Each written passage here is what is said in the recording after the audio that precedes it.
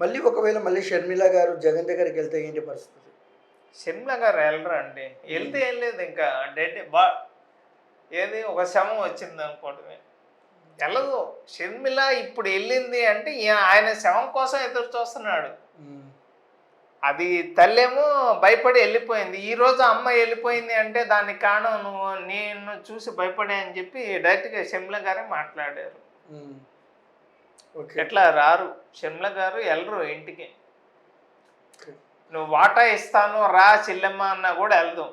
నువ్వు వాటా ఇస్తానికి వెళ్తావో చంపడానికి పిలుస్తున్నావో అని చెప్పి ఆమె కూడా అర్థమైంది. ఓకే, ఏపీ పాలిటిక్స్లో ముఖ్య పాత్ర ఎవరిదంటారు ఈసారి?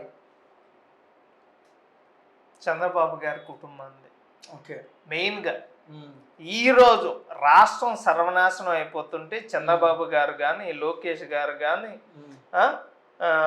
లోకేష్ గారి వైఫ్ గారు కానీ, భువనేశ్వరి మేడం గారు కానీ, బాలకృష్ణ గారు కానీ, నందమూరి కుటుంబం కానీ, నారా ఫ్యామిలీ కానీ, అదేవిధంగా రాష్ట్రం బాగుండాలి అని చెప్పి ఈరోజు సినీ ఇండస్ట్రీ కూడా, పవన్ కళ్యాణ్ ఒక్కడి కోసం సినీ ఇండస్ట్రీ కూడా కదిలి వచ్చిన మాట వాస్తవం. ఓకే, అండ్ చూసారు కదా ఫ్రెండ్స్, ఏపీ రాజకీయాలు రోజు రోజుకి వేడెక్కుతున్నాయి. అట్ సేమ్ టైం కిరణ్ గారు ఒకే మాట అంటున్నారు, ఈసారి టీడీపీ అలయన్స్ వస్తుంది, జగన్కు మినిమం 5 సీట్లు కూడా రావని అయితే అంటున్నారు అనమాట.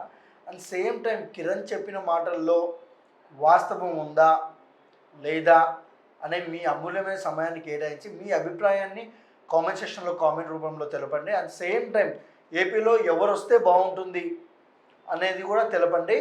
అండ్ ఏపీ పాలిటిక్స్ అండ్ అతి తొందరలో ఓటింగ్ ఉంది. ఎక్కడెక్కడ ఉన్న వాళ్ళందరూ ప్రతి ఒక్కరు ఓటు వేయాలని మనస్ఫూర్తిగా కోరుకుంటున్నాను. Thank you for watching.